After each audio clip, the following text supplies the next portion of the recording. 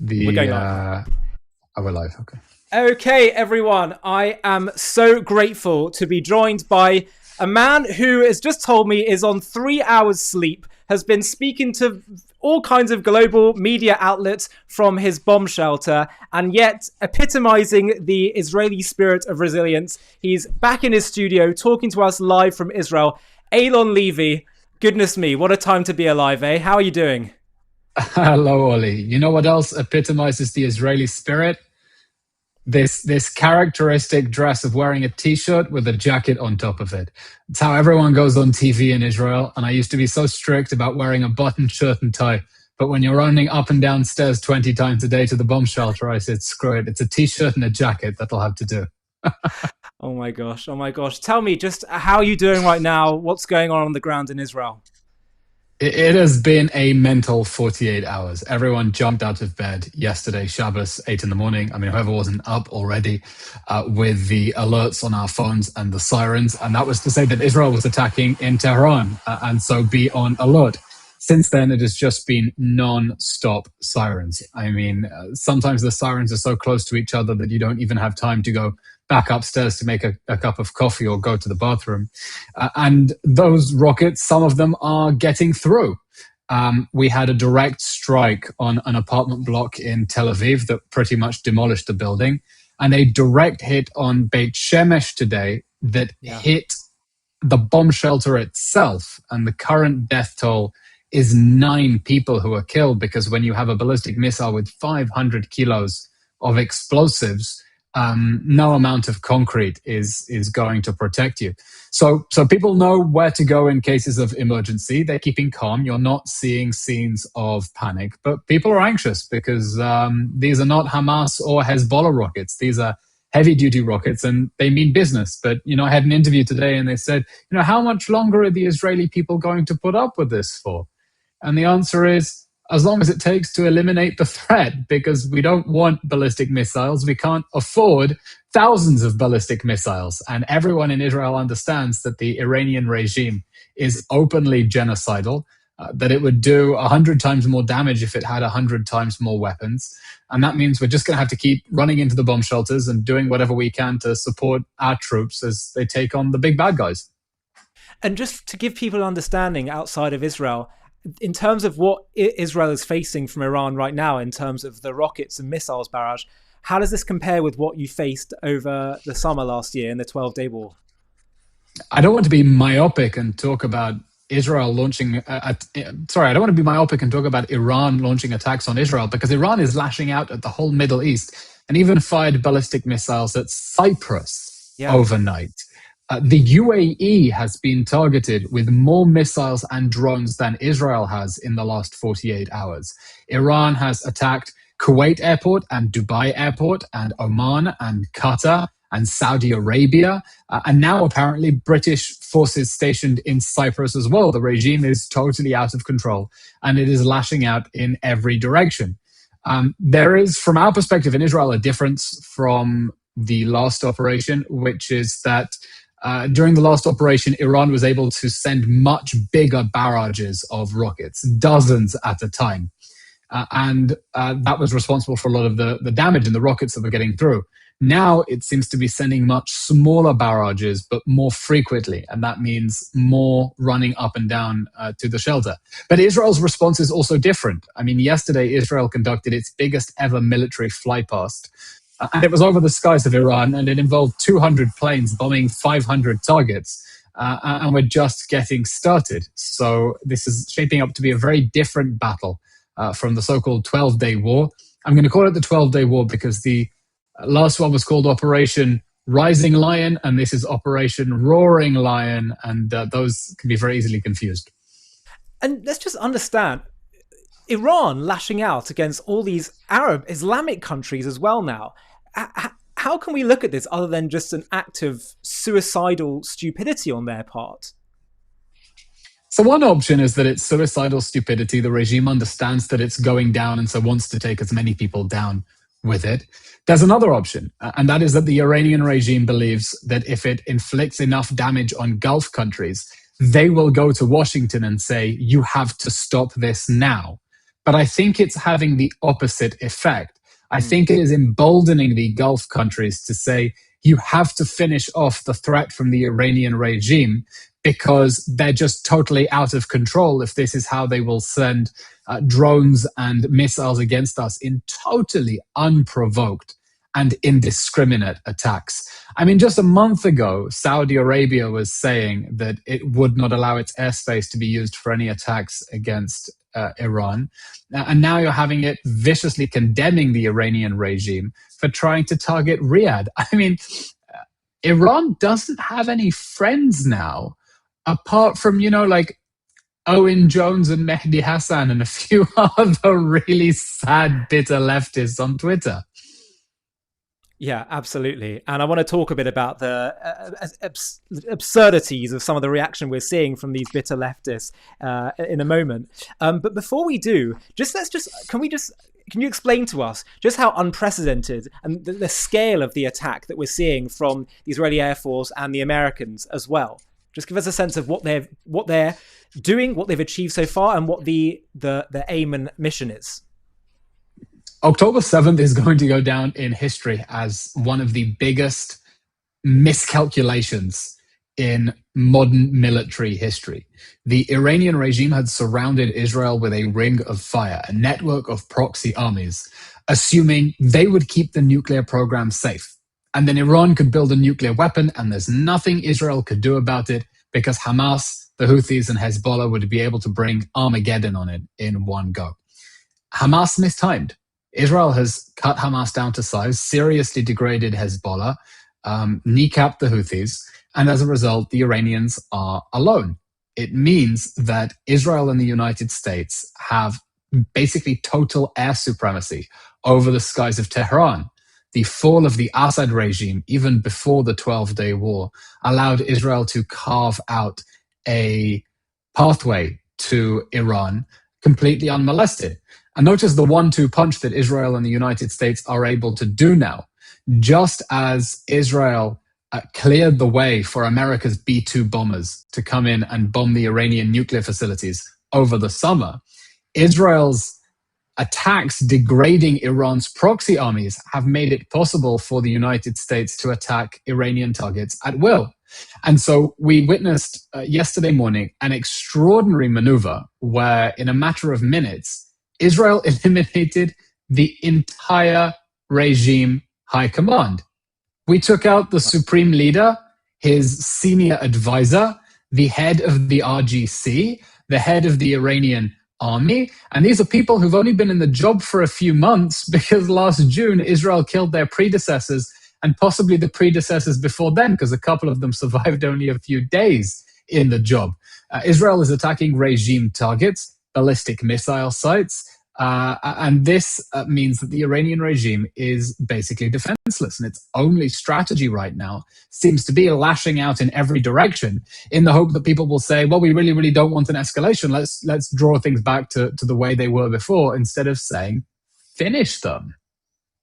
And from what you've seen so far and what we've learned in the past day or so, does it look like this has been something that actually has been in the works for several months now, and that all the kind of mixed signals we were getting about negotiation, not negotiating, were actually just all part of buying time? Or do you think this actually was genuinely good faith and they wanted a non-military resolution? No, the Iranians were at no point willing to negotiate over their ballistic missile program, their proxy armies, or the domestic repression. And that meant that the negotiations were really a facade, because whatever sort of bluff they were willing to come up with on the nuclear front and say, we'll enrich and then we'll export our enriched uranium. The United States said a few weeks ago, the Iranians are not even acknowledging some of our major red lines. And that's because this was never just about the nuclear issue. It was about confronting the threat of Iranian aggression in toto, not just the nuclear issue, the ballistic missiles, the proxy armies as well. So this is clearly a military plan that has been worked on for months. The Israeli army, I'm sure while the planes were on their way back during the 12-day war, were already learning lessons and building up a target bank. Don't forget that war ended prematurely because President Trump pulled the plug. And then the question was just for the president to decide to go ahead with it. And I think he wanted to give diplomacy a chance. You have to show that you're giving it the chance at least. But the fact is, at no point were the Iranians willing to engage with the core of the issue, which is the Iranian regime is a problem. And that threat had to be neutralized.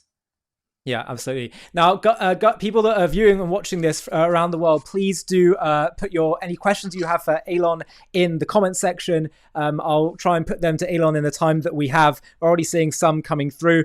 Please do let us know your thoughts. Also, to help this video get out there and help the channel grow, hit the like button, subscribe, comment. This new hype feature apparently really helps us, so do hit that. The hype button, whatever that is. What is the hype feature? I've just been learning about it recently. I think it's a button in the comment section which on YouTube helps the video get out there in the algorithm. So it gives the viewers a bit more of a chance to help it get seen there. So do hit that hype button. Something new. There you go. Okay, next question. How long do you anticipate this will last now? Because, they're already really seemingly crippling many aspects of the Iranian regime. What's your best guess? Ollie, your bet is as good as mine. I saw a news report saying that the Americans had planned for 4 or 5 days of attacks to soften the Iranians for another round of negotiations, and the Iranians are rebuffing that. There was a report, no idea what the source was, saying that this could take a month. I think it's clear that for Israel, at least, this is not a campaign to mow the lawn. That was the strategy for Gaza in a long time. Okay, the Hamas controls this little jihadi terror state on our doorstep, and every few months we're going to cut it down to size. We can't do that with Iran. We cannot have a war every 6 months to knock out a few ballistic missile launches. I mean, before the last war, Iran had about 3,000 ballistic missiles, and then we cut them down to size, and now they enter this war with 2,500. We can't keep going through this cycle, because every time international companies cancel flights and tourists cancel and business is disrupted and reserves and houses get destroyed, we can't do that. Israel wants this to be the end. And that is why the goal here is to create the conditions for regime change. Now, that doesn't mean that Israel is going to parachute in the crown prince and try to install a new leader. It's Israel saying, we've seen the Iranian people bravely trying to topple the regime, but they were alone and no one came to help them. Now we are going to give you our support and take out the instruments of regime oppression so you can take your country back. Israel wants the dust to settle and for the regime to be so much weaker that the protests we saw a few weeks ago and the protesters who were slaughtered, that will have a chance. That's why you're seeing Netanyahu, for example. I mean, I'll bring up the statement he made just today in a video in Farsi. Pretty sure this is AI dubbing and very good use of social media there. If I try to scroll back through all the 3 gazillion tweets I've had today, you see that Netanyahu is calling on the Iranian people, is telling them in the coming days, Israel will strike thousands of targets of the Iranian terrorist regime. We will create the conditions for the brave people of Iran to free themselves from the chains of tyranny. Do not let this opportunity slip. Once in a generation opportunity. Finish the job, overthrow the regime. Now the time has come to unite. Israel wants to end this with the regime maximally weakened so that the Iranian people who despise the regime can topple it. And if they manage, to the new Middle East. Yeah, no, absolutely agree. Eylon, by the way, there's been a slight lowering of the signal for some reason, or connection for some reason. I don't know whether maybe you clicked on a few different tabs. No idea, but it might be worth. It looks like it's reconnected now. I think we're good now. I think size, if we have too many tabs open, it can size damage the connection a little bit. I think we're good. We're good to go now. Going to get to your questions in a second. I have too many tabs in my head, and it's beginning to glitch. We'll get to your questions in a moment, but just a few more from me. So I was having a chat with someone earlier who said to me, Ollie, of course, great that they've got Khamenei, that they're heading the ballistic missile stockpiles, and many senior members of the IRGC. We got Khamenei. You're saying it. We got Khamenei. I know. You're saying it like it's We got the bastard. We got him.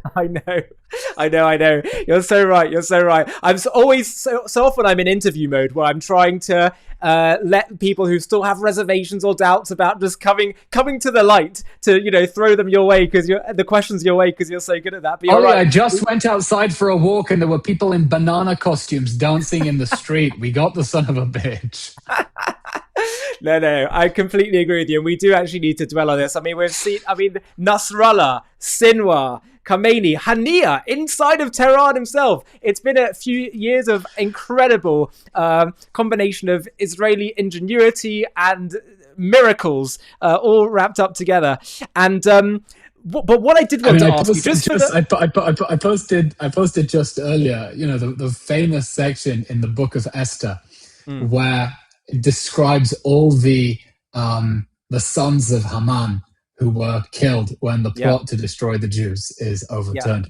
And this is a meme that came my way on Instagram, written in the style of the Haggadah, saying Ve'et Yechia Sinwar, Ve'et Hassan Nasrallah, Ve'et Muhammad Def, Ve'et Israel Chania, Aseret Bnei Haman. And it's amazing because we read now in the Book of Esther, we're probably going to have to do Megillah readings over Zoom because of the restrictions on gatherings, about Haman's plot to annihilate the Jews of the Persian Empire. It backfires, and he and his sons are impaled on the same stake that they erected to kill Mordechai. And here, 2,500 years later, you have another Persian plot to destroy the Jewish people. It backfires, and Khamenei and all of his minions are killed in the same war they launched to destroy us. How crazy is that? When you have in the Book of Esther, I'm not a religious man, okay? But I have goosebumps when I see the verse in Book 9 of the Book of Esther where it says, "If it please your majesty," Esther replied, "let the Jews in Shushan be permitted to act tomorrow as they did today." How prophetic is that? Oh my gosh, of course. The whole thing is just, it's divine, It's biblical, it's chills. And the timing, I thought in the back of my head, maybe Trump and Bibi are waiting till Purim comes. Maybe they're waiting till Parshat Zachor when we read about the commandment to wipe out Amalek from the face of the earth. And, Purim is the festival in the year focused on Amalek because Haman was this Amalekite with the Amalekite ideology in Persia, second in command. And here we are again. It's Purim 2.0. It's absolutely extraordinary what we're seeing. And precisely as you said, this whole calculation by Iran, by Hamas, it's in that same sense of Purim, it's completely achieved the reverse. The evil is destroying itself unwittingly, of course. It's just completely remarkable. And you're right, we've got to pause and stop listening just to the crazy wokies just for a moment who are pushing back with all this nonsense, because sometimes some of them will never, ever, ever be convinced of what is the actual reality. So I completely agree with you on that part. But I'd just like to ask this question from a strategic point of view, is that I have heard some people saying that there are many, many, many layers of the IRGC and of the ideology that's embedded here. And so my question is, is getting rid of the senior levels going to be enough in order to really topple this regime, or is it going to have some more resilience in it? Well, let's look at what toppling the regime could look like. The worst scenario is a power vacuum, the collapse of institutions, and then the collapse of the Iranian state. No one wants that. But it just so happens there is a man who has spent his whole life planning for exactly a transition, the Crown Prince Reza Pahlavi, who I know a lot of people tend to sneer at, but I really think the world and Iran could do a lot worse than a man who wants to build a free and democratic Iran based on individual rights, equality, and the separation of religion and state. Now, he is talking about a transition with an internationally monitored constitutional process that would hand power from a transitional government to the duly elected Iranian parliament under free and fair elections. And he is offering people to defect. By the way, President Trump offering exactly the same thing. He says you can switch sides or you can face certain death. He has established secure communications lines for members of the military, the police forces, the judiciary, who want to join the people and build a free Iran to defect. And that's not going to be perhaps the cleanest transition if that happens, but perhaps will be the least turbulent. And it's really the only way a regime change is likely if you have people within the regime who decide that they're going to switch sides. And for that, they have to believe that the regime has absolutely no future. If they believe that this is going to be a few days, it will blow over and Khamenei's successor will take over unmolested, they will not defect. If they believe that Israel and the United States are going to continue pounding them into the earth until the regime is dust, then suddenly the rational calculus changes. Yeah, absolutely. Do you have any sense, because I can't make head or tail of this, what percentage of Iranians actually support the regime or are opposed to the regime? It's a minority. It's not a tiny minority. That support the regime? It's not a tiny minority. I mean, clearly there are many of them, but that support is eroding. What was so powerful about the recent anti-regime protests is that it brought out the bazaris. And the bazaris were considered the people in the merchants in the stores were considered the backbone of the regime's support on the street. But with hyperinflation spinning out of control, they were turning on the regime. So the support is small. It would have been an even smaller minority if the regime hadn't slaughtered so many of the opponents and driven so many millions into exile. Yeah. By the way, it's one of the reasons I think Iran has a good shot of a democratic transition. The fact they have a very wealthy and well-connected and well-meaning diaspora who are just waiting to pour money and rebuild their homeland. This isn't Iraq.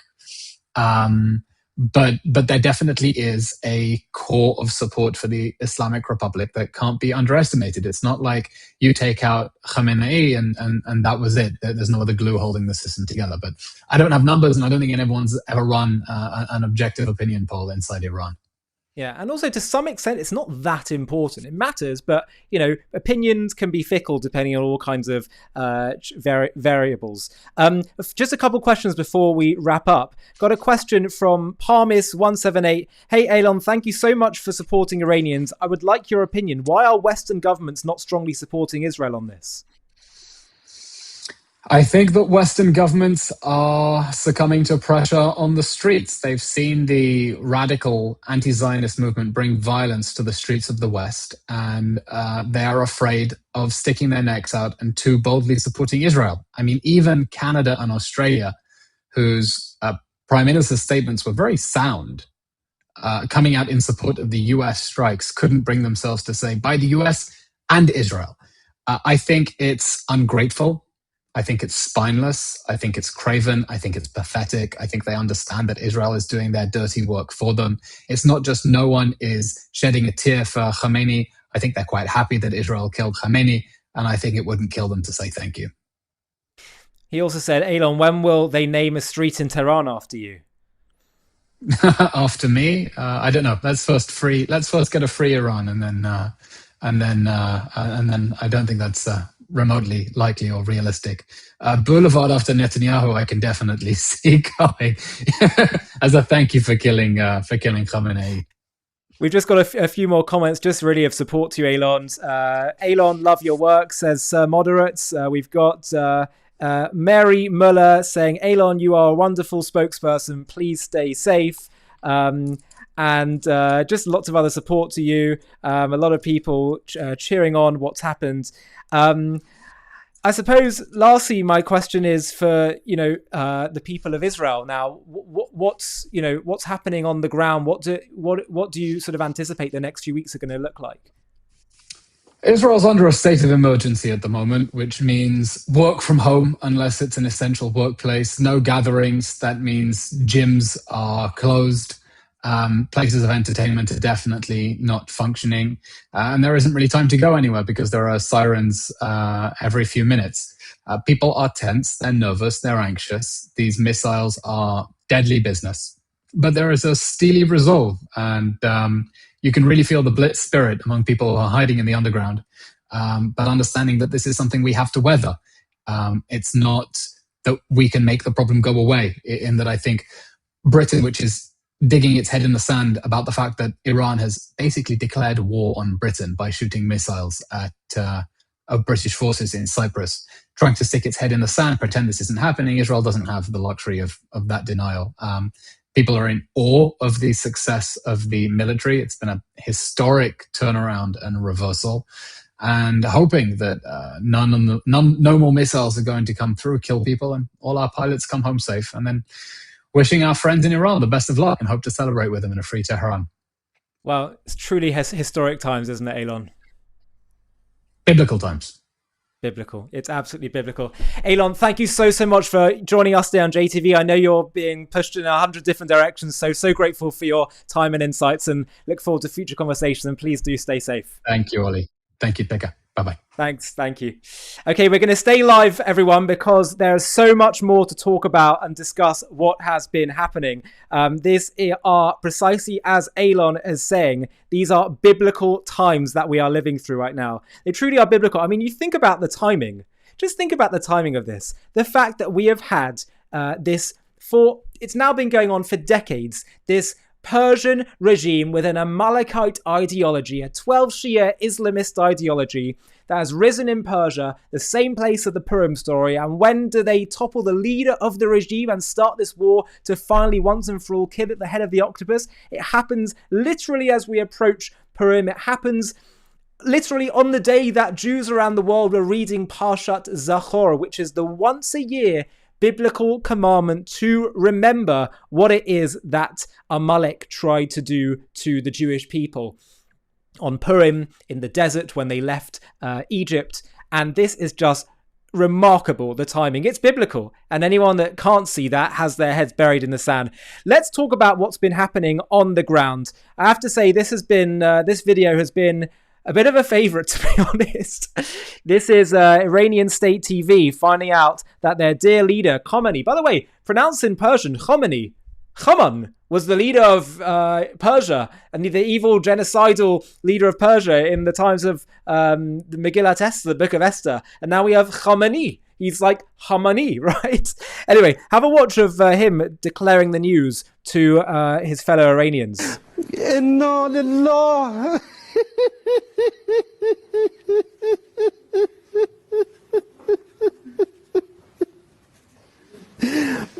انا لله و انا الیه راجعون. بعد از عمری مجاهدت حسینی و دائمی و خستگی ناپذیر، روح بلند و ملکوتی حسینی خامنه ای در راه سربلندی. Do you think these are real tears? I don't know. I wonder whether they're kind of like, he feels like he has to have those forced tears. You know, like you have in North Korea, those like forced tears of joy when they see their dear leader come, in these parades. I'm not sure. I think they probably are real, but it just goes to show you just how brainwashed these people are. Let's have a look at another report of when they announced the death of Khomeini. Inna lillah wa inna ilayhi raji'un. ملت بزرگ ایران، روح بلند پیشوای ملت بزرگ ایران و پیشقراول امت اسلامی حضرت امام خامنه ای با نوشیدن شهد گوارای شهادت در ماه مبارک رمضان به ملکوت اعلی پیوست. شورای عالی امنیت ملی در این زمینه بیانیه‌ای به این شهر صادر کرده است. I saw a really funny video that said Khomeini getting to heaven and meeting his 72 virgins, and it's just like 72 Nick Fuentes. The whole ideology is sick, by the way. They claim that they're doing this because they are serving God and they're going to get their heaven. Isn't that actually a selfish form of serving God if you're just trying to get your reward in heaven? You're trying to destroy the world just so you can get your divine reward. You know how sick that is?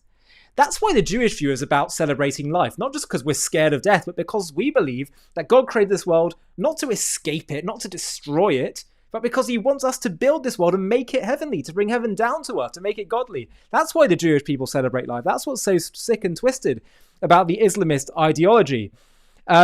Again, by the way, guys, just to remind you, please do hit the like button. Please comment. Please subscribe. Please hit the hype button if you're able to. All these things really do help us to grow the channel, get the word out, and spread the truth. I want to show you another moment here when the Iranian representative at the UN said to America, please stop being rude about us. We think that's inappropriate. Have a watch of the interaction and the American ambassador's response. I have one word only. I advise to the representative of the United States to be polite. It will be better for yourself and the country you represent. Thank you. The representative of the United States has asked for the floor to make a further statement. Frankly, I'm not going to dignify this with another response, especially as this representative sits here in this body representing a regime that has killed tens of thousands of its own people and imprisoned many more simply for wanting freedom from your tyranny. Thank you, Mr. President. Absolutely. It's just ridiculous how we dignify these people, when they are literally embody the most evil ideologies. And what America has done, partnering with Israel here, will go down in history, precisely as Eylon Levy said, it's biblical stuff. We see pro-government Khomeini supporters hysterically expressing their grief today inside of Iran. Have a watch.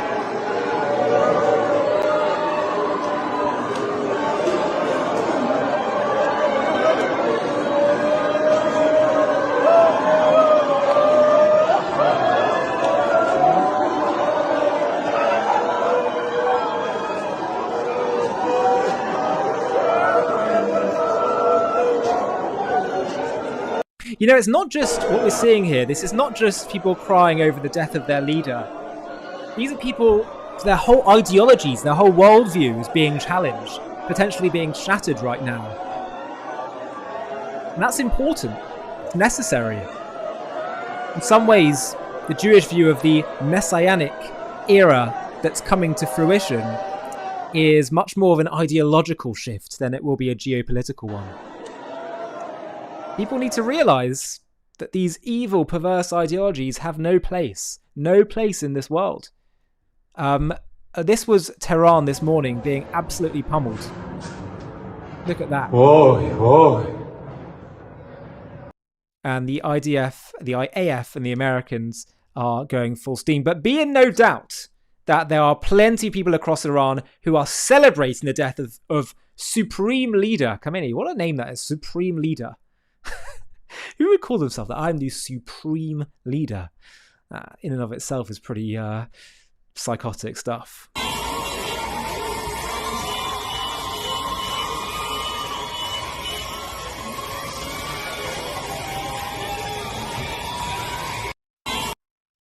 So there's that. We've also got here the statue of Iran's former leader Ayatollah being torn down in Iran. Crowds swarming the monument, pulling it to the ground while people cheer, chanting freedom slogans and lighting fireworks. Let's have a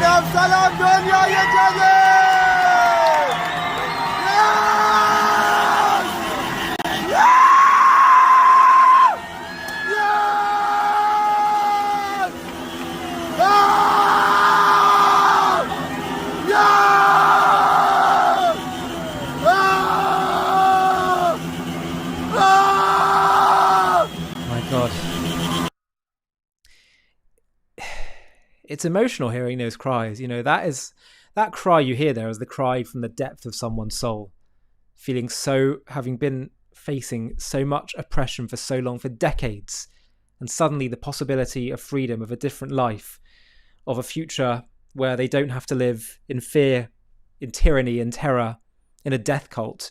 The possibility that is changing. This is beyond historic stuff that we're seeing here.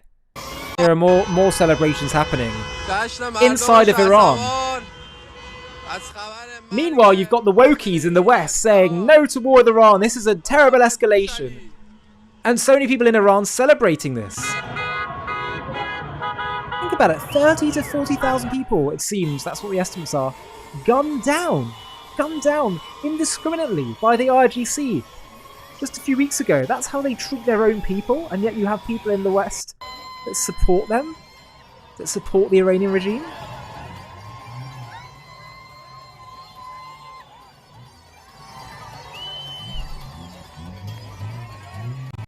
there you can see lots of celebrations taking place. Now we're also starting to see reports of the Islamic regime in Iran losing control of its first city. This is Abdanan, Ilam, Iran, liberated from the Islamic terrorist regime. It's being reported. Have a watch.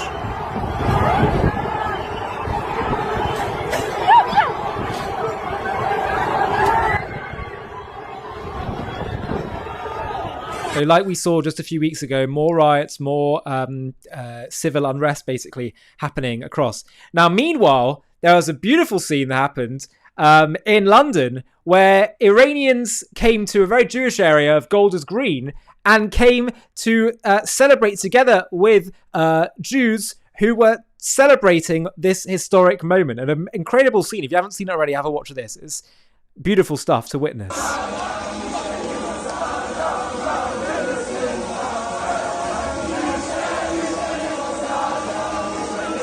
What they're singing, by the way, is a song about the Hebrew month of Adar that we're in right now, which says that when the month of Adar comes, your happiness should increase.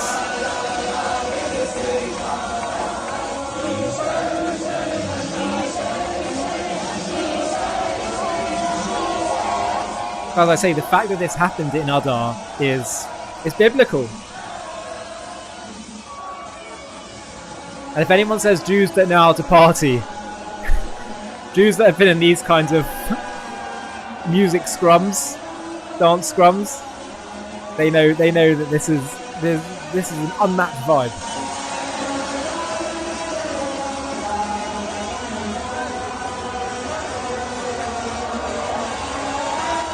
And it's also so beautiful, so moving to see, Jews in another nation, especially the Persians, dancing together rather than so often seeing the Israeli flag met with animosity, but this time met with friendship and so much gratitude. I have lots of Jewish friends of mine being told that when they were walking around Golders Green, people were literally saying to them, if they saw you wearing a kippah, thank you, thank you, thank you. Iranians were saying that.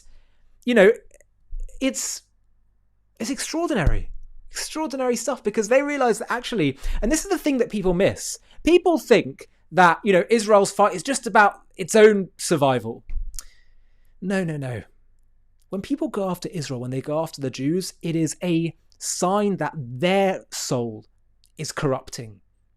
When Candace Owens goes after the Jews, it's not going to be too long before she goes after her best friend, one of her, at one point, best friend's widow, and says that she's evil and she killed her friend. Anti-Semitism is a warning sign that you, as an individual, you as your society, is going in a terrible direction. The Holocaust targeted 6 million Jews, but it happened also at a time when there was a world war. Millions and millions of other people died as well. When you turn on the Jews, it's bad for society as a whole. When Iran wants to launch a war on October 7th, funding Hamas, which kills 1,200 Israelis and another 250 hostages, the Iranian people suffer as well. 30 to 40,000 of their own civilians killed by Iran as well. So understand, in the future, the Jewish people are going to be seen as a real light to the world, and they're going to be exalted. They're going to be treated as the light to the nations, as they were always meant to be. And this whole way in which they're seen as being divisive, supporting Jews as seen as in some way controversial, that whole world is going to come to an end. It's coming to an end very soon. The biblical destiny of the Jewish people is to be seen and treated and understood as the blessing to the world that it has always known to have been. But now I have some exceptional news to share with you, which is that it's now being reported that former Iranian president and Israel hater Mahmoud Ahmadinejad was eliminated in the opening strike. This is another evil man. He was the president over Iran that everyone remembers was so obsessed with Holocaust denial, with wanting to destroy Israel, with pushing forward the nuclear program. This is another huge moment. And the amazing fact is his whereabouts were known because he had been under house arrest since he tried to carry out a coup a few weeks ago. The coup he planned was in an even more extreme direction. Another evil man annihilated. Think about how crazy this is. Khomeini killed, Nasrallah killed, Sinwar killed, Mohammed Dev killed, Ismail Haniyeh killed, and now we've got Mahmoud Ahmadinejad. It is just getting more and more historic by the day. Bibi, in the meantime, put out a video in Persian. This was use of AI. Now let's find out what he said. He said, in the coming days, we shall strike thousands of targets belonging to the terrorist regime. We shall prepare the conditions for the brave people of Iran to free themselves from the chains of tyranny. And for this reason, I say to you once again, O citizens of Iran, do not let this opportunity slip away. Now is the moment. This is an opportunity that comes but once in every generation. Do not sit idly by, for your moment will arrive soon. This is amazing. This is a bit like when Mordecai speaks to Esther saying, do it, now is your chance. The moment when you must take to the streets, you must come to the streets and your millions to finish the job, to overthrow the regime of terror that has embittered your lives. Your suffering and sacrifice shall not be in vain. The help you have longed for, this help has now arrived. Help has arrived, and now the time has come to unite for our historic mission. O citizens of Iran, Persians, Kurds, Azeris, Awazis, and Balok, now is the time to unite your forces to topple the regime and secure your future. This is just utterly, utterly remarkable stuff. Now, guys, please do send me your comments and I'll try and get to them. You can also do a super chat, which usually will mean that it highlights your comment and I'll make sure I try to get to it. As also, it's a way of supporting the channel. Let me get to some more information that we're getting now on the ground. Pahlavi has put out another statement. Let's just get a quick summary of what he said. He said, Ali Khamenei, the demonic figure who just a few weeks ago issued the order to slaughter tens of thousands of Iran's finest sons and daughters, has been eliminated. With his death and that of many of his appointees and loyalists, the Islamic Republic is drawing its final breaths. Through your resolve and courage, it will soon be consigned to the dustbin of history. The great nation of Iran seeks the complete downfall of the Islamic Republic, and we shall bring down this demonic regime. My message to the remaining officials of this Republic of Terror is this. Surrender to the people of Iran, declare your loyalty to my program and the transition framework, and hand over power without further bloodshed. Any attempt by the remnants of the regime to appoint a successor to Khamenei is doomed to fail from the outset. To the nation's military, your weapons must serve to defend the great nation of Iran, not the criminal republic, nor its anti-Iranian thugs and bandits. This is absolutely remarkable stuff. He finishes by saying, critical days lie ahead. Together we shall tread the path to victory and we shall overthrow the Islamic Republic. I also want to get to you what Donald Trump has been saying on Truth Social, because his comments as well are indicating that what Trump is after is full regime change. And Trump has been playing a blinder, by the way. Let's not forget this. He is playing a blinder. Everyone thought, oh, is he going to negotiate? And I was saying, as well many others, don't be fooled. This guy means business. He really, really does. And to think that he doesn't, it is a major, major, major mistake. And he also understands how evil the Iranian regime are. So let's just understand, in case that was in any doubt to you, look at what he said in his statements, okay? Number one, he says, Khamenei, one of the most evil people in history, is dead. This is not only justice for the people of Iran, but all great Americans. Again, one of the most evil people in history. So when people thought, oh, does he not understand the true nature of the Iranian regime? He does understand it. And those people from many countries throughout the world that have been killed or mutilated by Khamenei and his gang of bloodthirsty thugs. He was unable to avoid our intelligence and highly sophisticated tracking systems, and working closely with Israel, very good that Trump is giving credit to Israel, there was not a thing he or the other leaders have been killed along with him could do. This is the single greatest chance for the Iranian people to take back their country. We're hearing that many of their IEGC, military and other security and police forces no longer want to fight and are looking for immunity from us. As I said last night, now they can have immunity, later they only get death. Hopefully the IRGC and police will peacefully merge with the Iranian patriots and work together as a unit to bring back the country to the greatness it deserves. That process should soon be starting in that not only the death of Khamenei, but the country has been in only one day very much destroyed and even obliterated. The heavy and pinpoint bombing, however, will continue uninterrupted throughout the week or as long as necessary to achieve our objective of peace throughout the Middle East and indeed the world. Thank you for your attention to this matter. Now, Trump also said another statement I want to get up just recently where he said the following. Iran just stated they are going to hit very hard today, harder than ever hit before. They better not do that, however, because if they do, we will hit them with a force that has never been seen before. Thank you for your attention to this matter, President Donald J. Trump. So Trump clearly means business, and this, as we've all been saying, really is the chance to do it. Now, Gad Saad made a really important point that we'll maybe circle back to a bit later. And he said this point that I really have to agree with. He said that the IRGC consists of roughly 125,000 individuals. They control Iran, which has a population of 90 million. In other words, 0.14% of the country's population controls the entire nation. The Iranians have been prisoners to that regime for 47 years. I state this to remind people that the greatest threat to a nation's fabric is demography. In the past, the religious ideology that animated the Middle East was minuscule in the West. Today, the number of its adherents, many peaceful, many not, is astoundingly greater than 0.14%. If Western leaders, including President Trump, do not wake up to this reality, the West will be eviscerated. It will take many years to do so, but you have the imagination to extrapolate. Save this post. Indeed, that is a really, really important point about demography that the West needs to wake up to.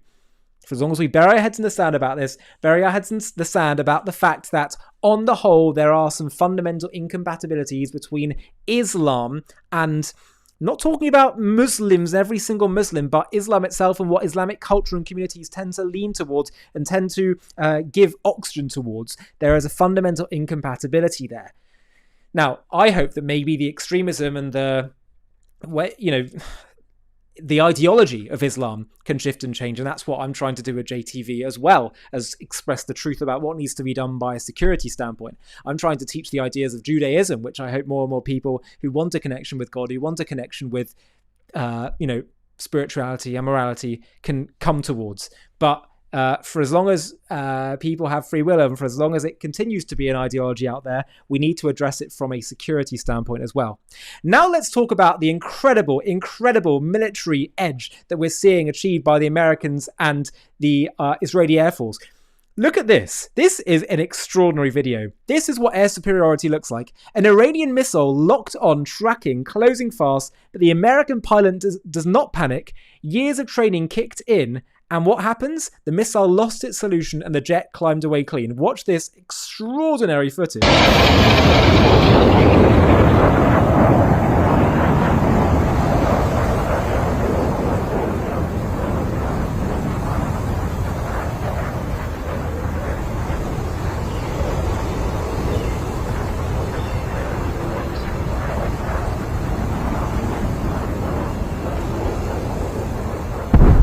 Oh my gosh. That is just extraordinary footage. Wow. Now let's have a look at this. This is the Israeli Air Force just destroyed the Islamic Republic's headquarters in Tehran. Israeli officials believe that hundreds of terrorists belonging to the Islamic regime have been eliminated in the last 30 minutes by the Israeli Air Force. Watch.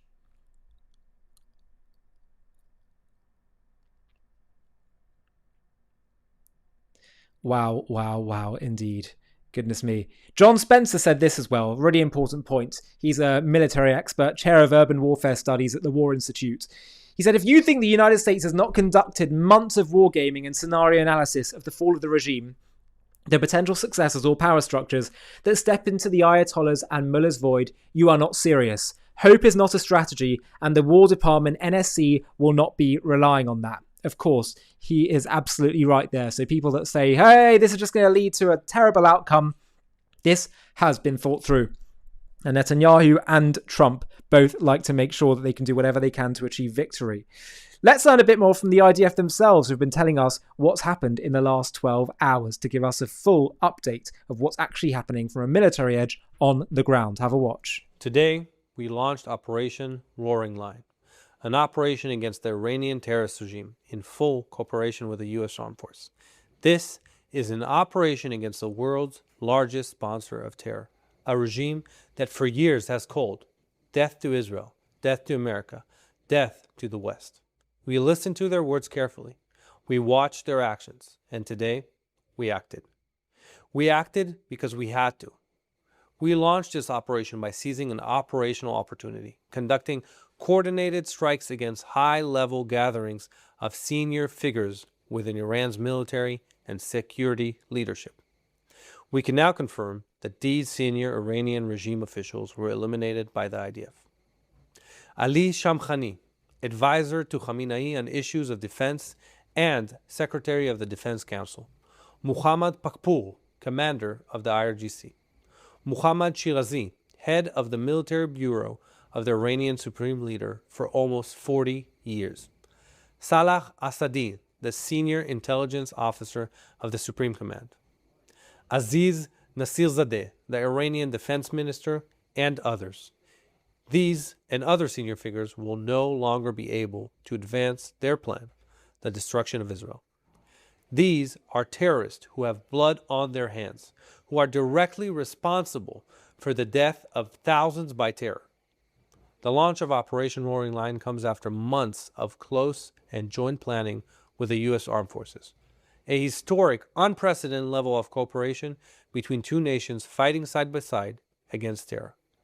Our mission could not be more clear. The IDF will continue to act to remove emerging threats against Israel because the price of inaction is too high. Amazing, amazing stuff. Truly historic what we're seeing now. Now have a look at this. This was a bunker buster. 30 bunker busters that hit the Ayatollah's compound in Tehran. This is it before. Okay? And this is it after. Wow. Wow, wow, wow. Again, before and after. These bunker busters really have been proving their use recently, eh? They used that to get Nasrallah. It's just been unbelievable, these leaders that they've managed to get. The Pentagon has also released combat footage from Operation Epic Fury. The US military has published its own footage from the strikes in Iran, giving the world its first official look at the scale of the assault.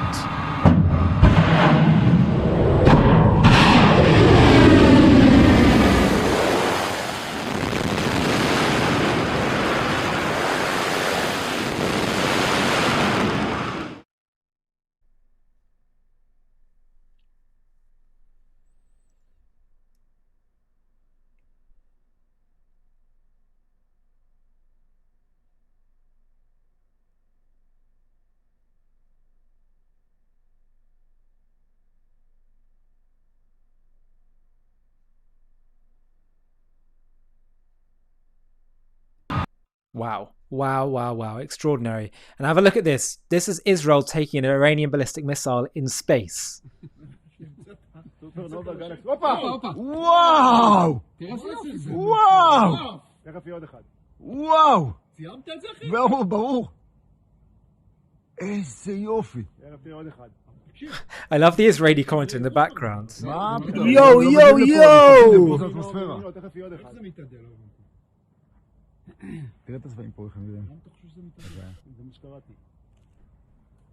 You should know, by the way, that tragically there has been some casualties. 9 been killed as Iranian missiles destroy synagogue, smash the bomb shelter in Bet Shemesh.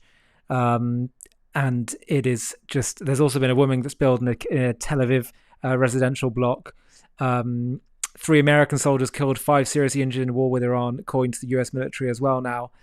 And of course, in retaliation for all this, Trump is threatening Iran with force never before seen as missiles bombard Israel for a second day.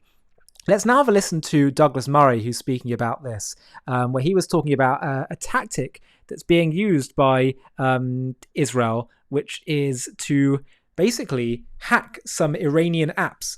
Have a watch of this. This is fascinating. From the Wall Street Journal tonight, that Israel has managed to hack a popular Iranian prayer app, and it is sending messages telling members of the Revolutionary Guard to leave and liberate the country. What do you make of that? First of all, it's a tactic that the Israelis have used elsewhere. They've used it in Gaza. They've used it against Hezbollah in Lebanon. So it's a familiar tactic.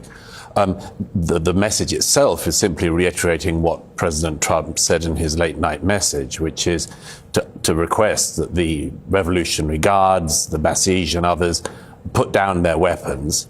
And in Trump's language, he said last night, now is the time to do that. Otherwise, there's another route further down the road. So let's talk about the otherwise. What are the implications in the days, weeks, or longer ahead for America, Iran, the world? Well, the first thing is, of course, you mentioned at the beginning how historic this is. I mean, since 1979, the Iranian revolutionary government has, first of all, been repressing, of course, the Iranian people. It's been colonizing the entire region. It's been colonizing Iraq, Lebanon, Syria, Yemen. And, of course, it's been the world's foremost sponsor of terror. So the fact that that regime seems to have been certainly decapitated and seems now to be tottering means, first of all, that we will very likely see a very different Middle East. But there's a secondary thing, which is, of course, and President Trump did refer to this a bit in his remarks, perhaps not enough in my view, was that don't forget that the terrorism that this regime has been spreading has not been limited to the Middle East. The regime spread terror to South America. It's tried to carry out assassinations here in New York of dissidents. It tried only a couple of years ago to kill a former American Secretary of State and a former National Security Advisor in Washington, D.C.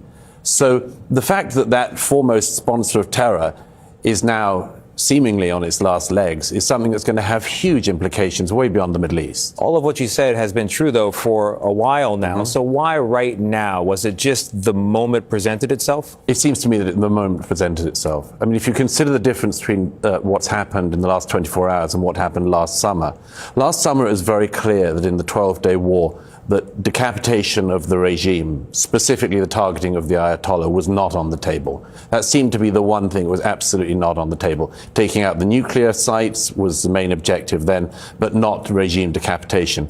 Something has changed in the last year.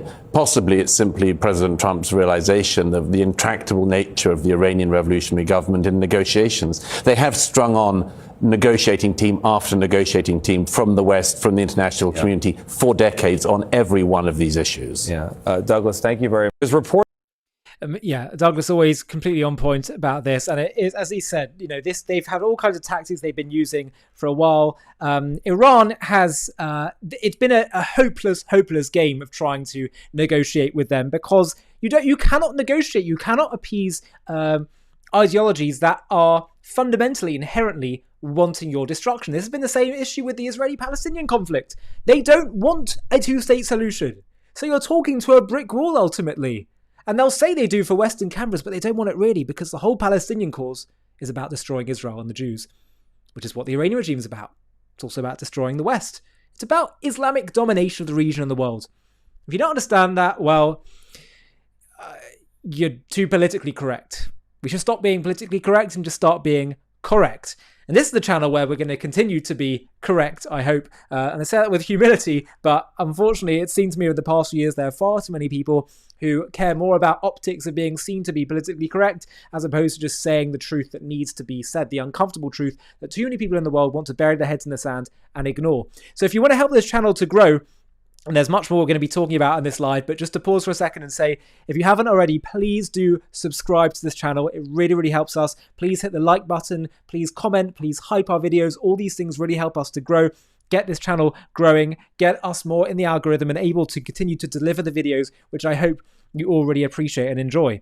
Now, the Ayatollahs are, of course, going completely insane. No longer the Ayatollah, but the leaders of Iran and the IRGC. They're going completely mad in their desperation, which, of course, as Eylon said, their aim is, by hitting all these Arab countries, is to tell them, trying to encourage them to go to the West and say, hey, stop this. But this might actually lead to the opposite. It might actually lead to further pressure on them, because the Arab countries are saying, it's like Saudi Arabia, for example, have said, if you attack us anymore, we are going to launch a strong retaliatory strike against you. But here's an apartment building in Bahrain, is random Bahrain apartment that was hit, which shows just how they are complete death cult worshippers. I mean, just randomly hitting apartments. The whole thing is disgusting. We also learned that air supremacy has been achieved by Israel. Israeli Defense Minister Katz says IAF fighter jets are dominating Tehran's airspace, gearing up for sustained strikes on Iranian regime targets, with a continuous stream of aircraft set to hit military sites across the capital. This is Iranian fighter jets destroyed on the ground. We've seen footage of that occurring here. Clearly, the level of precision, level of intelligence that the Israeli and American forces have been remarkable. Andrew Neil of the Daily Mail, very distinguished journalist in the UK, has noted that there's been a pivotal role played by the CIA in Khomeini's assassination. The US spooks tracked the Ayatollah for months, gaining more confidence about his location and his movements. A key development was that they learned that a meeting of top Iranian officials would take place on Saturday morning at a leadership compound in the heart of Tehran, and the supreme leader would be at the site. Intel was passed to Israel. Jets were dispatched to bomb the site. That is remarkable stuff. And the alliance, by the way, between America and Israel, the Trump-Bibi alliance, is one for the ages. This is one for the books. This is, I mean, it's historic. This level of cooperation, it truly is Esau and Israel coming together, uniting in a way that they were destined to do from the beginning of biblical history. And now with Trump and Netanyahu at the helm, it really is happening. Working together, Trump and Bibi, Edom, Rome, and because America really is the extension of the Roman world, Roman exile of today, and Israel, Esau and Yaakov and Jacob, Esau and Israel together working to destroy evil in this world. Really amazing stuff. Israel also just shifted the nature of the operation. They're now systematically destroying Iran's riot control infrastructure as well. The units that crushed protests. Every Iranian who was beaten, shot, or imprisoned by these forces is watching their tremendous headquarters get bombed today. Think about the redemptive aspect of this as well. A strategic pivot from decapitation to liberation. Iran now being one signal away from revolution. Now, Iran are, again, part of their just utter desperation and death cult nature. They're now hitting, they've sent 2 missiles towards Cyprus, where thousands of British troops are stationed. They're going completely insane.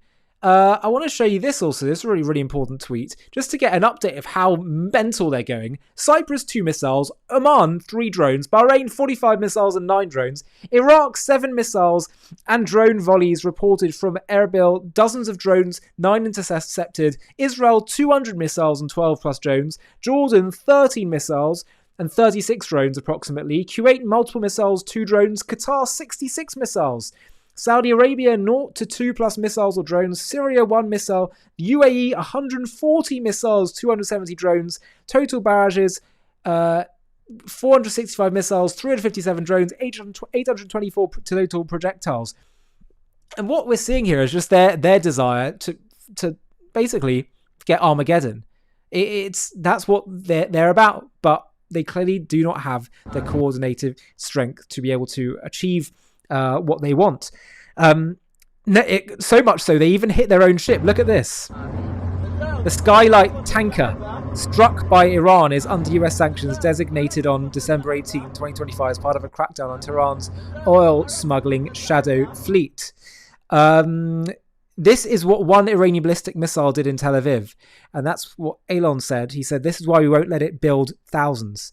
If you in any way can't understand what Israel's doing or what America's doing, then just look at this photo and it should tell you all you need to know. We're learning more also from the pace of missile production by the Iranian regime that Israel's telling us about what they have been trying to do. Look at this. That's production rate of 100 missiles per month, 3,000 surface-to-surface missiles. That was launch of Operation Rising Lion. Then end of Operation Rising Lion. This was back in last summer. It went a lot lower, right?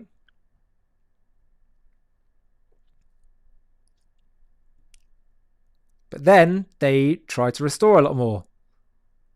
So this is without launching Operation Rising Lion. That's where they'd be at.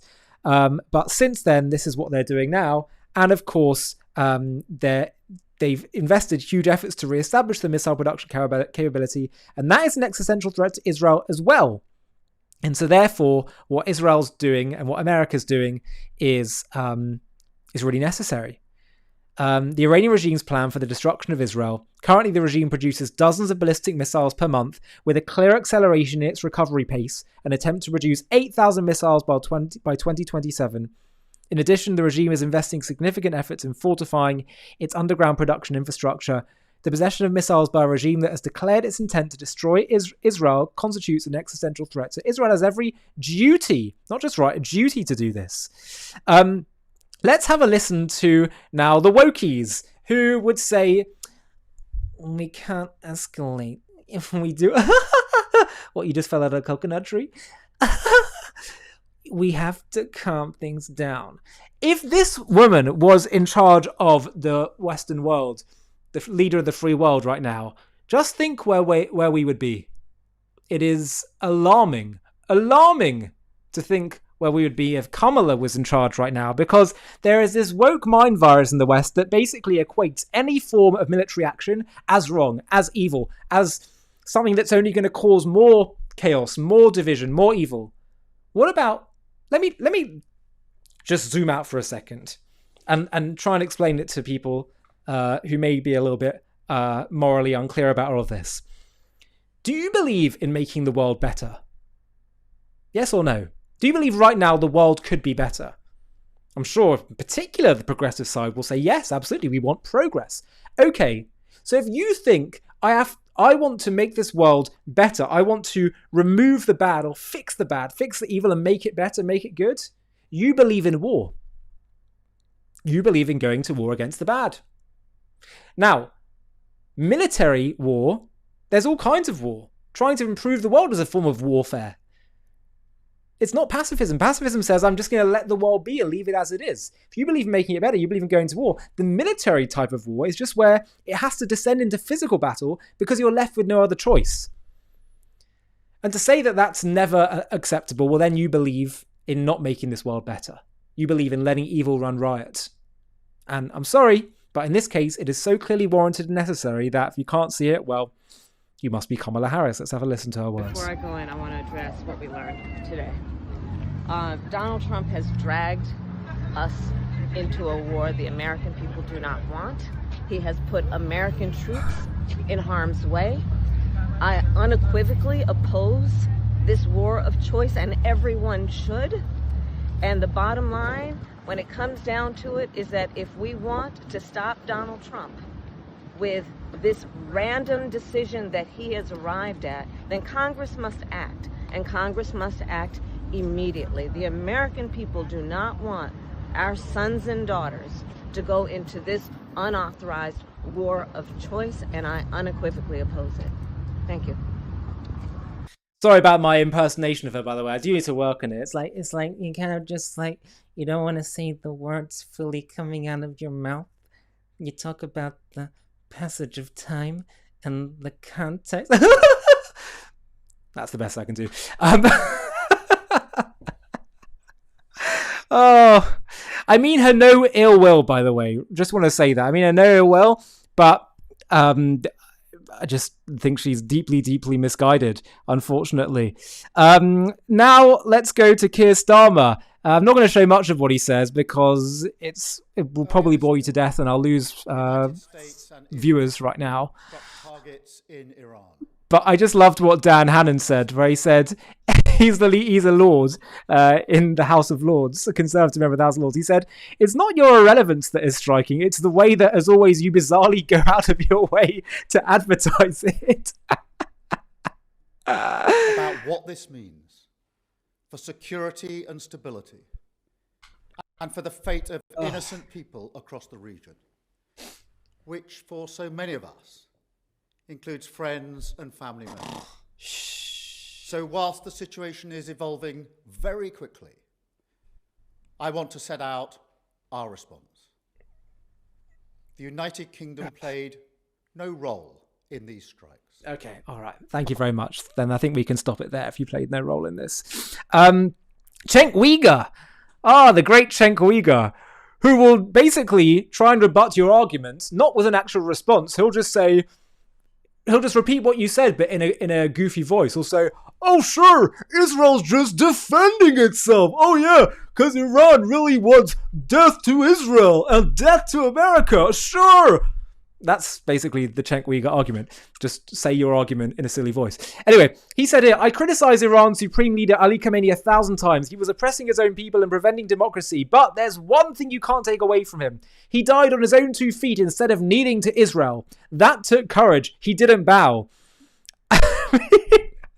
Just unbelievable. Rabbi Daniel Rowe rightly said, it's a good job you weren't a pundit in World War II, opining about how terrible it is that American lives are being sacrificed in Europe to protect Jews and Europeans. Because just imagine someone writing, I criticize the Führer 1,000 times. He was oppressing his own people and preventing democracy. But there's one thing you can't take away from him. He died on his own 2 feet instead of bowing to the Jews. That took courage. He didn't bow. There is no difference, by the way. No difference between the two. Anyone out there who likes to claim that Zionism, being against Zionism, is different to being against the Jews, I'm here to tell you there is no distinction anymore, my friends. There never was. Because all Zionism is about is saying the Jews have a right to live. The Jews have a right to live in their home. They have a right to defend themselves from people who want to kill them, which means they have a right to live. And if you say, I'm not against the Jews, I'm just against their right to live in their home, you're against the Jews, my friend. You might not realize it, you might not intend that, but that is the consequence. That is the implication of what you do. And that is why, by the way, we are creating on our new subscription platform on JTV Plus a new documentary coming out soon called Zionism and Judaism, The False Separation. Right? It's going to be all about that. And that is on our new platform, JTV Plus. If you go to j-tv.plus, where we have all kinds of documentaries which you can watch, premium documentaries. We have interview content, extra bonus content, bonus interviews. We do private live streams. It's this new premium subscription. It's like a JTV Netflix for premium content that we're building. Please do check it out. It's on j-tv.plus. Highly, highly worth checking out. And we're building up new content every single day there. That's our plan, to work on giving you that premium content. It allows you to support the channel and hopefully educate you on all kinds of really, really cool content in what we think will be a really entertaining format. So do check that out. Also, as I said, if you haven't heard already, please do hit the subscribe button, the like button, please comment, please hype our videos. All these things really, really help us to grow. Now, let us have a look at some of these more crazy reactions. Now, this is the Defense Secretary, John Healey, of the UK.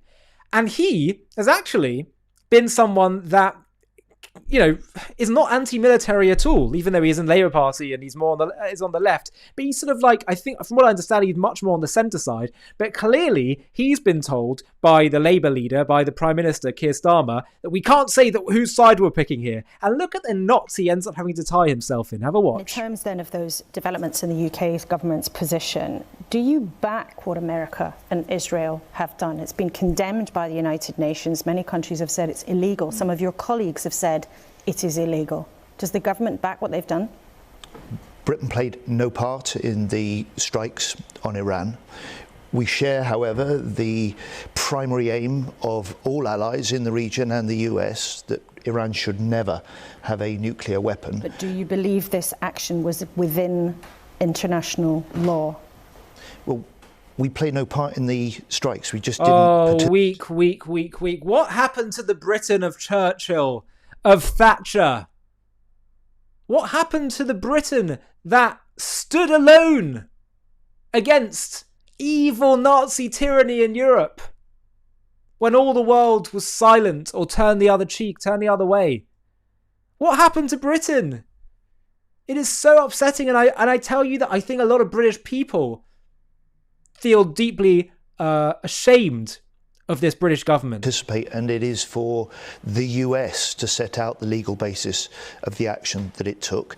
Our first focus. So you don't know if it's legal. You don't have a view as to whether or not these strikes were the right thing to do and within international law. So it's for the US to explain the legal basis they're operating but on. Other countries have. Forgive me. Other important allies of the UK have. So Canada, for example, Australia, for example, sure. Close allies of yours and of this country's have both said explicitly that they do back what America and Israel have done, and you're taking a different position. So I'm here as British Defence Secretary.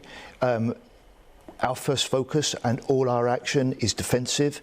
It's within international law. It's coordinated with regional allies to make sure that we can reinforce and protect not just our UK personnel and people, but UK allies, bases and partners in the region.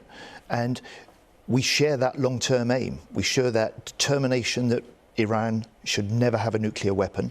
But that's and a we different we share answer to the long-term- question of whether or not you back these dramatic, some would say audacious and courageous, some would say reckless and dangerous actions by America and Israel. Do you think it was reckless? I would say it's reckless not to go to war. It's reckless to let Iran get a nuke, to continue to build up their stockpiles. This is the chance to stop this evil regime at its weakest moment. Oh, it's so sad.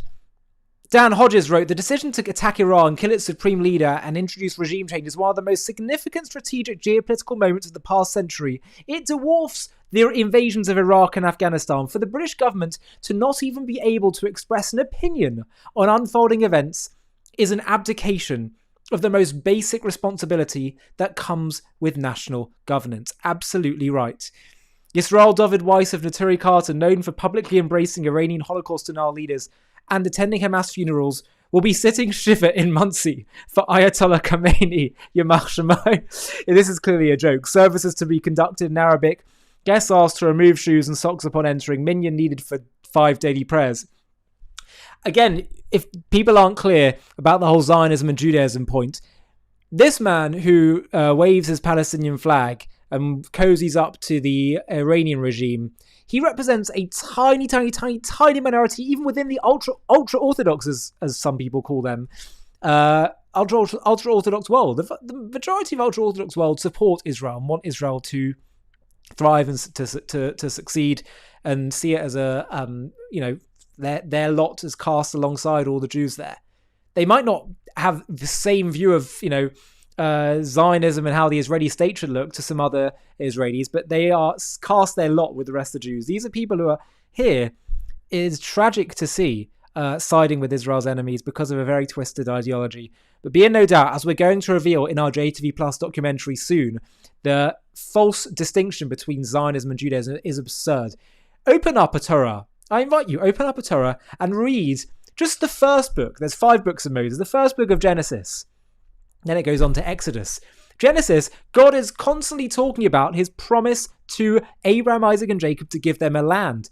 He hardly talks about the laws and the mitzvah on the commandment. That comes in the book of Exodus. And then what is the book of Exodus? It is a story of the journey of a people to their promised land of Israel. That is what it's about. So the idea of the land of Israel and sovereignty for the Jews in the land of Israel having nothing to do with Judaism, nothing to do with Torah, just read the Torah and you will realize how ridiculous a proposition that is. Absolutely ridiculous stuff. Now, also another key point, Turkey. Goodness me, the worst NATO ally ever. Turkey, while working for an environment of peace, security and stability, Erdogan is saying, we are deeply saddened and concerned by the American-Israeli attacks launched against our neighbour Iran amid Netanyahu's provocations. And he said, in addition to the clear violation of Iran's sovereignty, we condemn with regret this morning's attacks that target the peace of the friendly and brotherly Iranian people. This is sick. Absolutely sick. And honestly, Erdogan is showing signs of, as we can see here in this image, he is also very similar to Khamenei. He's houses Hamas, supports them. Worst NATO ally ever. Absolutely agree with that. Completely agree.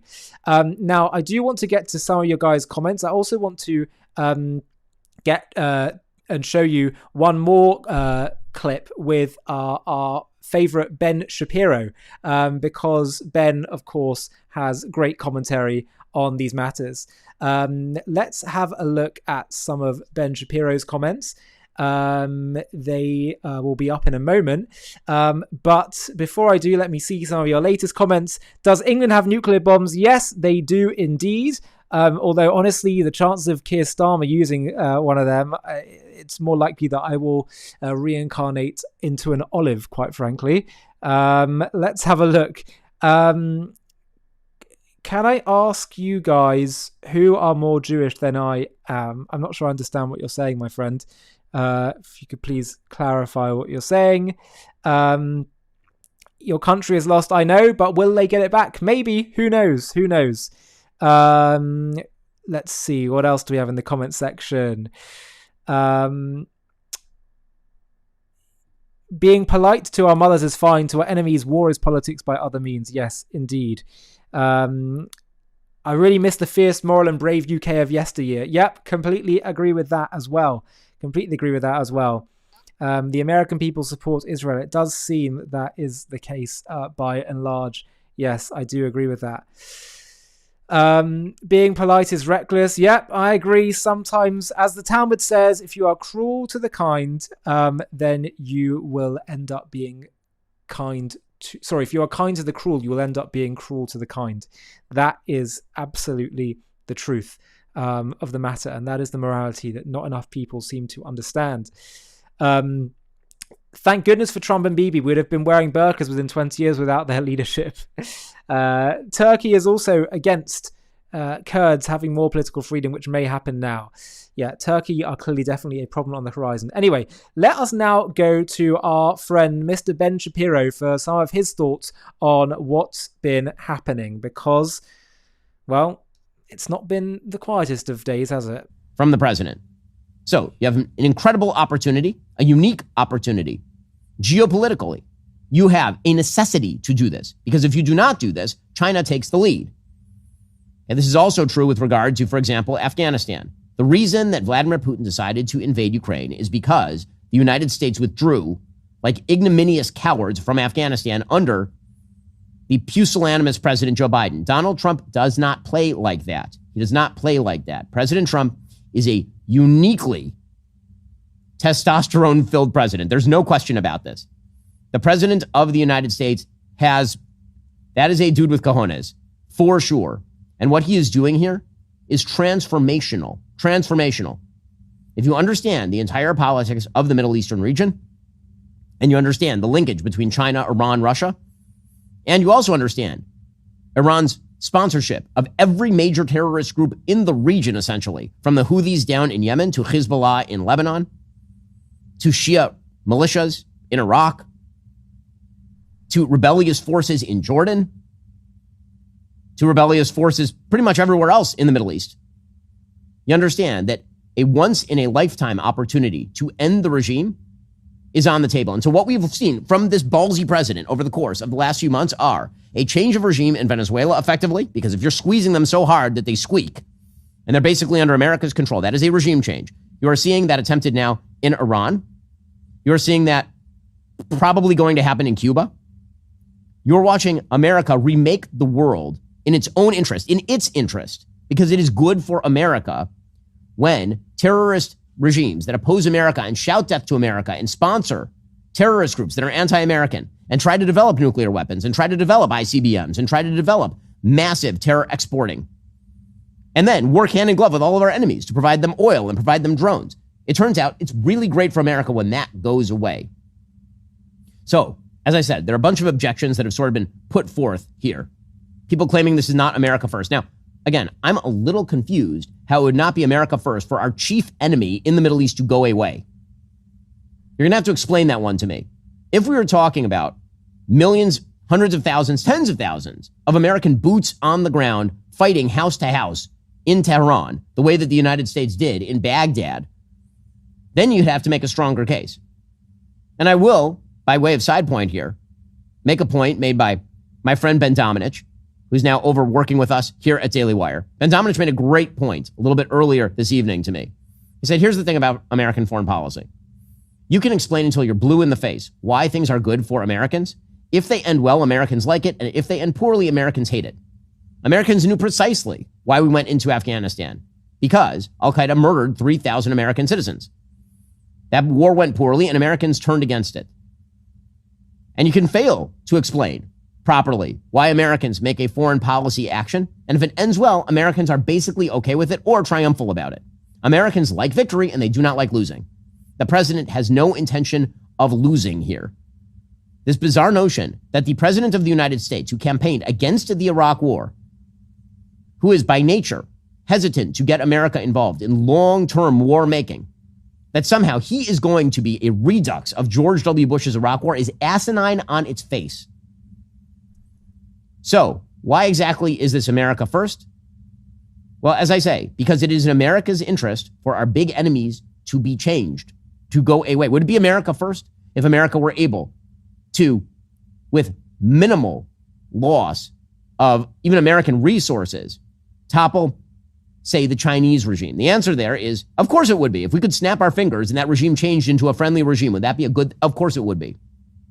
Unique opportunity, a geopolitics that favors the move, a president who is willing to do the hard thing.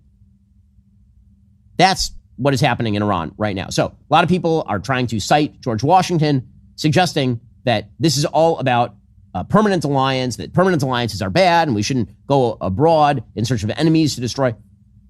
The world is a lot smaller than when George Washington was president of the United States. And we should note that even shortly after George Washington was president of the United States, the Americans went to war with the Barbary pirates off the coast of Africa because they were threatening our sailors. This is not about long-standing alliances, although it turns out that allies who are strong and capable and helpful, because it turns out the IAF, the Israeli Air Force, was also flying sorties over Iran and providing intelligence on targets, and apparently involved in the blowing away of Ayatollah Khamenei. It turns out that that's actually quite useful to the United States. You know what's not useful? Bad allies. Allies who don't actually pull their weight, who don't have military wherewithal. Say, for example, allies like Qatar, where you have a gigantic Al Udeid airbase that they prevented the United States from using. What are we paying for exactly? So when people talk about George Washington and how somehow Washington's perspective that we shouldn't have permanent allies, that America's interests always come first, somehow that's in conflict with this. Of course it's not in conflict with this. It is directly in line with this. I mean, George Washington, as a general, was allied with the French in order to defeat the British. And then the United States turned around during Washington's administration and Adams's administration and said, well, I guess we're going to have to ally a little bit with the British because we do not like the French Revolution either, or at least stay neutral. Those are all based on America's interest. So the question is, right now, is this in America's interest? The case for no is pretty weak. What is the thing that is not in America's interest? Iran's regime changing? How is that not? Please explain. That's the question that critics need to answer here. How is it not in America's interest for Iran's regime to change? Please explain in detail. Please explain. Because that's the question that needs to be asked. Because I'm being told that it's not in America's interest by some people. So please explain why it's not in America's interest. I just explained why it is in America's interest. Please explain to me why it's not in America's interest for the United States to pursue this action against the Iranian regime, which has been, again, a 5-decade threat to America's interests abroad, ranging from threats to Gulf shipping, which resulted in the United States blowing away the entire Iranian Navy in 1988, to the building of nuclear weapons, which, again, they were rebuilding. And one of the sort of bizarre arguments that's been made here is that they weren't rebuilding. There's no evidence they were rebuilding. I mean, here is a picture. This is from like 2 weeks ago of facilities that were being rebuilt in Iran.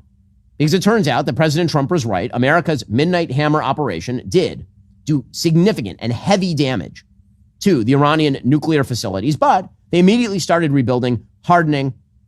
They immediately started upping the ante. Here you can see the rebuilding of facilities. You can see the difference between the original picture and then the rebuilding of the buildings, right? Buildings don't exist on the left side. They do exist on the right side. Here you can see actual building activity happening on the ground, rebuilding of the building. Iran was moving toward a thing. So the question was, how imminent was it? I have a question. Why do you have to wait until the murderer is in your living room in order to stop him? Absolutely. Is that a moral obligation? It seems to me stupidity. If you have the opportunity to stop him now, stop him now. President Trump saw the opportunity not only because of the protests in the streets, which provide the possibility of a true alternative in Iran for the first time in half a century, but also because, again, Israel and the United States did extraordinary damage to Iran's forward capacity in last year's 12-day war. That extraordinary damage, by the way, is why, so far, Iran's response has been pretty feeble. And it has been. They fired some hundreds of missiles at Israel. A couple that got through, hit in Tel Aviv, one hit in Jerusalem, I believe one death. There has been so far, Iran has also apparently struck targets across the Middle East, but in truly ineffective ways.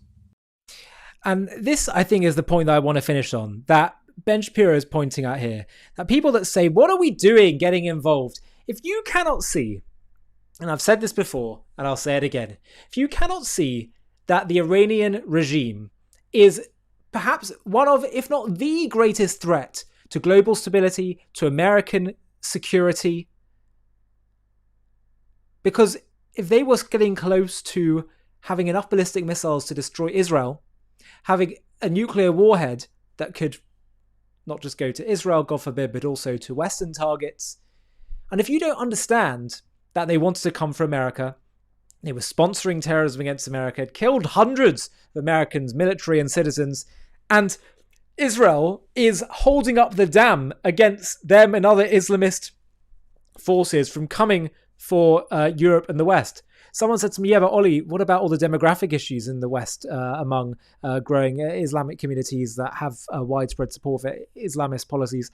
That's a separate point that needs to be dealt with. But there's also the point that you have these sinister regimes in the Middle East that have, state military equipment and aircraft and technology. And Israel is literally their first target, and they have to focus a lot of their attention and ire and warfare towards them. But they're going to come for the West next and come for America next.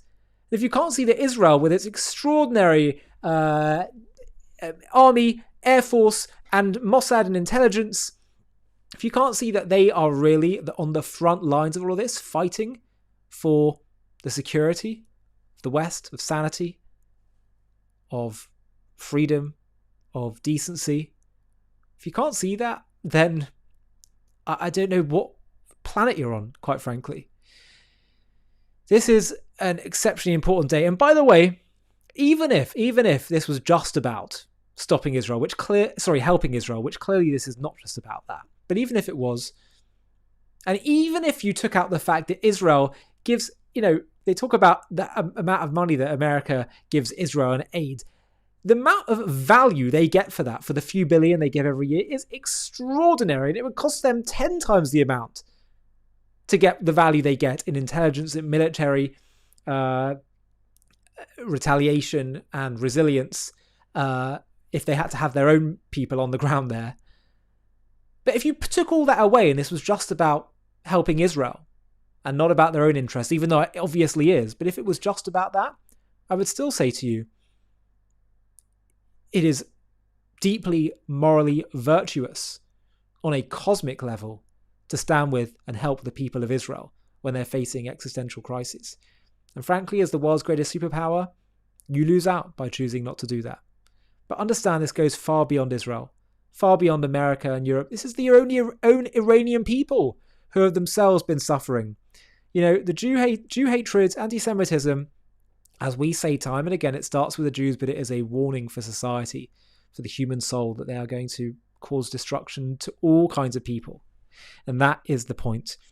So, my friends, we'll keep you posted. We've got some really important interviews coming your way soon on this channel. And we are going to continue to shine the light of truth to the world at during these historic times. Please do stay up to date by joining our channel, by watching our lives, watching our videos. Please hit the like button, subscribe please to the channel, comment, hype our videos. All these things really help us to get the word out. They really, really do help us. And now I'm going to finish by sharing with you one of the documentaries on our new streaming platform, JTV+. We put the link below in the video description. And this one is one of my favorites, one of the new ones that we've launched.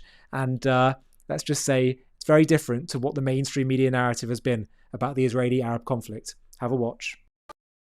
One idea has shaped how much of the world understands the Israel-Palestine conflict. Israel did something wrong, and the Palestinians simply resisted. Whether it's 1948 or the recent war in Gaza, the story is the same every time. Israel provokes, Palestinians resist. Israel oppresses, Palestinians fight back.